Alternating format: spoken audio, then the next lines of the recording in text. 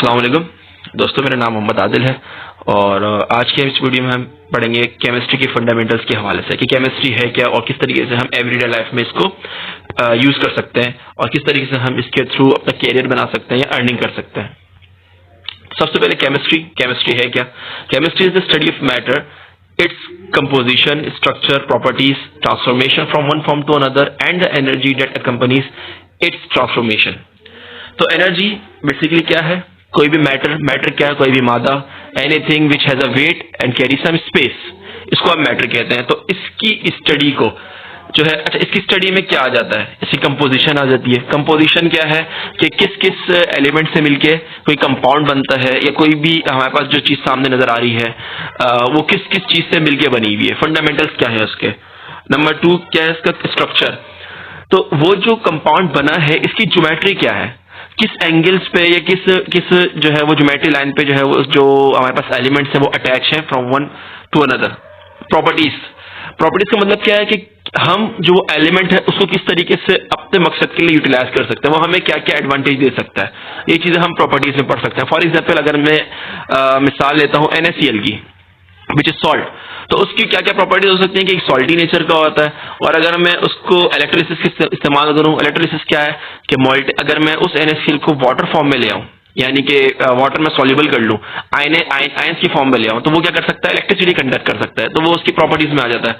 Transformation from one form to another form, again NaCl की example ले लेते हैं कि NaCl को जब वो आयंस फॉर्म में नहीं था तो वो किस फॉर्म में था? सॉलिड स्टेट में था वो।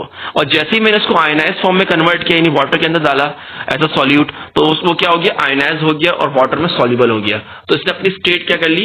From one form to another form change हो गया। And the energy that accompanies its transformation. अब इसकी एग्जाम्पल हम इस तरीके से लेते हैं कि हमारे पास कोई डायटोमिक फॉर्म में कोई चीज है, फॉर एग्जाम्पल H2 है, ठीक है। अगर मैं उसको जो है वो एलिमेंटल फॉर्म में लेके आना चाहूं तो मैं क्या ऐसे ही आ जाएगा? नहीं आ सकता ऐसा। उसके लिए हमें क्या करना पड़ेगा? उसकी जो बॉन्ड लेंथ है, जो बॉन्ड है जो जिसके थ्रू वो अटैच है दो हाइड्रोजन के मॉलिक्यूल्स, उनको मुझे ब्रेक करना पड़ेगा। उसको ब्रेक करने के लिए मुझे क्या करना होगा? एनर्जी देनी पड़ेगी। तो यही, और अगर वो लेट सपोज दो एटॉमिक फॉर्म में है मेरे पास और वो अगर जो जुड़ेंगे और H2 फॉर्म बना लेंगे, तो अगेन जितनी एनर्जी मुझे तोड़ने के लिए इस्तेमाल हुई थी वही एनर्जी जो है अब रिलीज होगी व्हेन दे विल फॉर्म। आगे चलते हैं। अच्छा, केमिस्ट्री क्या है? Chemistry is the central science. कोई भी, अगर मैं कोई भी साइंस ले लूं, कोई भी स्टडी करना चाहूँ, for example biology, metrology, geology, और हमारे पास बाकी है मेडिसिन वगैरह हैं, न्यूट्रिशन है, कोई भी फिजिक्स है, कोई भी हम जो है साइंस का सब्जेक्ट पढ़ना चाहें तो केमिस्ट्री के बगैर हम उनको नहीं पढ़ सकते। अगर मैं मेडिसिन की बात कर लेता हूँ तो जो भी मेडिसिन बन रही होती है वो उसमें भी आपके पास सारे कंपाउंड्स ही होते हैं जो कि केमिस्ट्री के या ऑर्गेनिक कंपाउंड्स होते हैं, जिनको मिलके हम एज अ लिगेंड जो है हम मेडिसिन बना रहे होते हैं। तो it's a central hub basically. अच्छा, ब्रांचेस क्या क्या है? ये मेन ब्रांचेस है हमारी बेसिकली केमिस्ट्री की। ऑर्गेनिक केमिस्ट्री है, इनऑर्गेनिक केमिस्ट्री है, फिजिकल केमिस्ट्री है, बायोकेमिस्ट्री है एंड एनालिटिकल केमिस्ट्री है। अब एक एक करके हम इनको डिटेल में पढ़ते हैं। सबसे पहले क्या है? Organic chemistry. It is concern with the study of most carbon based compounds. अगर हम अपने रोजमर्रा की जिंदगी में देखें, फॉर एग्जाम्पल अगर हमें कहीं पे ट्रैवल करना है तो हमें उसके लिए पेट्रोल, डीजल या कोई भी ईंधन चाहिए होगा, ऑयल चाहिए होगा। बेसिकली जो हम ट्रैवल करें वो ऑयल है क्या? वो पेट्रोल है क्या? They all are made up of carbon and hydrogen. So और इसके अलावा हमारे पास जो भी खाने पीने की अशिया होती है, फॉर एग्जाम्पल हम जो है वो घी इस्तेमाल करते हैं या ऑयल इस्तेमाल करते हैं या हम ब्रेड इस्तेमाल करते हैं या कोई भी चीज़ हम इस्तेमाल करते हैं खाने पीने की भी चीज़ों में भी, तो वहाँ पे भी हमारे पास ऑर्गेनिक कंपाउंड या ऑर्गेनिक केमिस्ट्री इन्वॉल्व होती है। तो ऑर्गेनिक केमिस्ट्री ज़्यादातर कार्बन एंड हाइड्रोजन बेस्ड होती है। चलो आगे चलते हैं। उसके बाद inorganic chemistry. It deals with all substances which are not considered to organic, which may contain any of over 100 elements including carbon। अच्छा, अभी हमने ऑर्गेनिक केमिस्ट्री पढ़ के आए हैं। ऑर्गेनिक केमिस्ट्री में मैंने बताया था कि ज्यादातर कार्बन एंड हाइड्रोजन इन्वॉल्व होते हैं, लेकिन इनऑर्गेनिक केमिस्ट्री में हम तमाम के तमाम जो हैं जो एलिमेंट हैं, for example S block elements, अगर मैं पीरियोडिक टेबल को अगर मैं डिवाइड करूं 4 हिस्सों में, तो एस ब्लॉक आता है, पी ब्लॉक आता है, डी ब्लॉक में ज्यादा ट्रांजिशन मेटल्स होते हैं, और एफ ब्लॉक आ जाता है। तो जितने भी एलिमेंट्स हैं इंक्लूडिंग कार्बन, उनकी स्टडी करेंगे तो हम किसमें करेंगे? इनऑर्गेनिक केमिस्ट्री में करेंगे। थर्ड हमारे पास क्या है? Physical chemistry. It deals with the application of physical laws to chemical change and chemical system.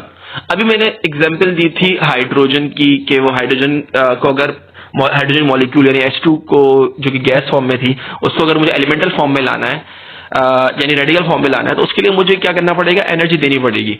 तो कितनी एनर्जी देनी पड़ेगी, या अगर वो एटॉमिक फॉर्म से मॉलिक्यूलर फॉर्म में अगेन जा रहा है तो कितनी एनर्जी रिलीज होगी, इन सबको जो काउंट करते हैं, या इन सबको जो हम बेसिकली इस्तेमाल करते हैं या अंडरस्टैंड करते हैं, वो सारे का सारा हम किसमें पढ़ते हैं? फिजिकल केमिस्ट्री में करते हैं।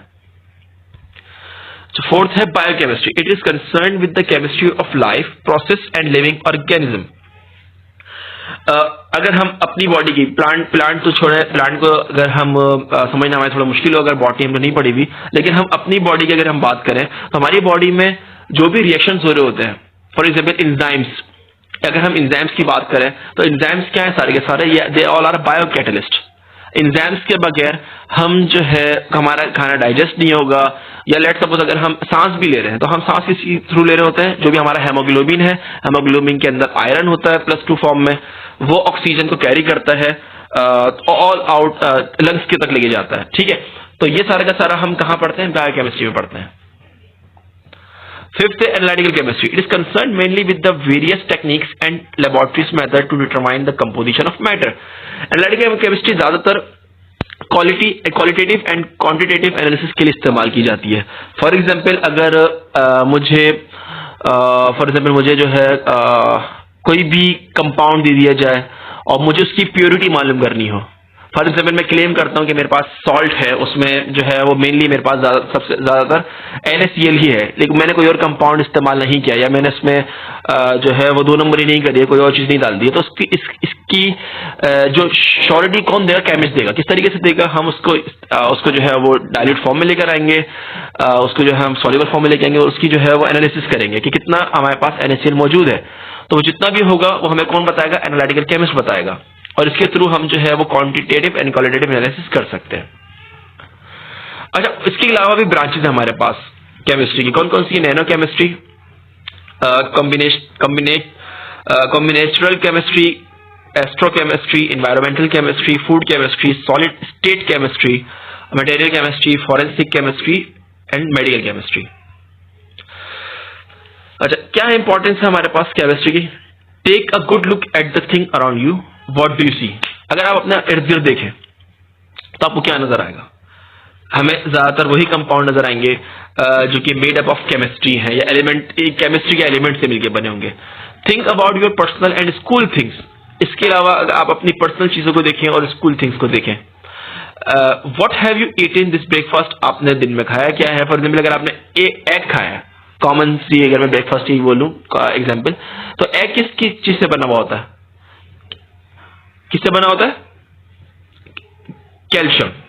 ठीक है, तो कैल्शियम जो है वो सारा का सारा एग में शामिल होता है, और कोई भी अगर आप कुछ और भी आपने खाया है तो उसमें भी। These and more are products of the chemistry. सारे के सारे प्रोडक्ट ऑफ द केमिस्ट्री हैं। Role of chemistry in society and industry.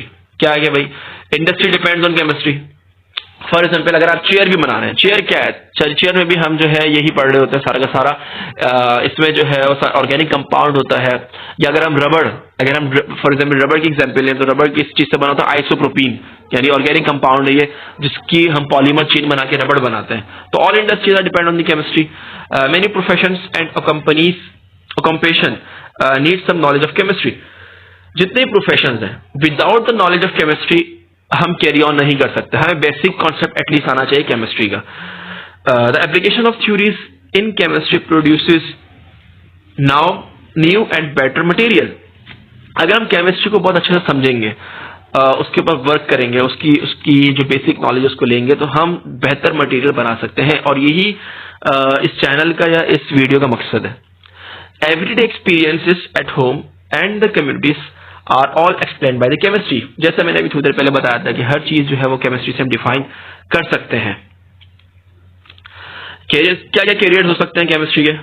मेरी industries chemical based like food, petroleum, cosmetic, pharmaceutical, biotechnology, mining, etc.. ये तमाम के तमाम जो है वो हम बेसिकली कैरियर्स में आ जाती हैं जो कि इंडस्ट्री है। कॉमर्स में किस तरीके से हम कर सकते हैं भाई? A chemistry degree is a good training to acquire skills in mathematics, problem solving, communication, research, self manage। Chemistry की डिग्री जो है क्या हो सकती है? वैसे मैथमेटिक्स के लिए किसी भी, जितनी भी एनालिटिकल केमिस्ट्री में थोड़ी देर पहले बताया था जिसमें हम जो है वो बैलेंसिंग वगैरह कर रहे होते हैं, उसके थ्रू हमें प्रॉब्लम सॉल्विंग आती है, कम्युनिकेशन हमारी जो है वो बेहतर हो जाती है, रिसर्च स्किल्स हमारे अंदर डेवलप हो जाती है। जर्नलिज्म में किस तरीके से हम केमिस्ट्री को यूटिलाइज कर सकते हैं? Science journalist narrow the gap between science, technology and the public. Career in law forensic. अच्छा, सबने सीआईडी का तो देखा ही होगा, उसमें डॉक्टर साणु के से कुछ नाम था, उसमें हमने जो है वो केमिस्ट्री के हवाले से काफी सीखा था। तो वही चीज है, chemist have an important role in solving crimes that involves forgery, death, arson and paternity. अच्छा, एंटरप्रेन्योरशिप में किस तरीके से केमिस्ट आ सकता है? Chemist which technical know how on operation development and quality assessment of products may be able to establish small and medium industries. अगर हम छोटे पैमाने पे कोई इंडस्ट्री करना चाह रहे हैं, रखना चाह रहे हैं, या हम मेडिकल स्टोर लेट सपोज खोलना चाह रहे हैं, तो उसके लिए भी हमारे पास जो है बेसिक नॉलेज ऑफ केमिस्ट्री आनी चाहिए। Career in health science related professions.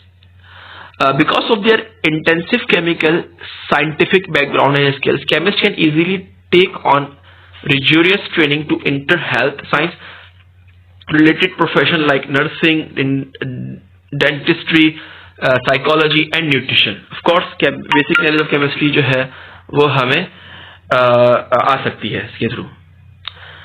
Career in teaching. Chemistry who have effective industrial skills are available in calculating student about the world of chemistry and its roles in improving the environment. Of course, आजकल जो है वो chemistry teachers जो हैं वो अच्छा खासा earn कर रहे हैं हमारे पास। हम प्रोफेसर लेवल तक भी जा सकते हैं केमिस्ट्री को पढ़ते हुए, और इसमें हम मास्टर्स कर सकते हैं, एमफिल कर सकते हैं, पीएचडी कर सकते हैं, इवन पोस्ट डॉक्टरेट भी कर सकते हैं। एंड अगेन हम अच्छा करियर इसमें बना सकते हैं टीचिंग में बाय यूजिंग द केमिस्ट्री। तो यही हमारा आज का टॉपिक था। अगर कोई सवाल हो इस टॉपिक के हवाले से तो आप कमेंट में मुझसे पूछ सकते हैं।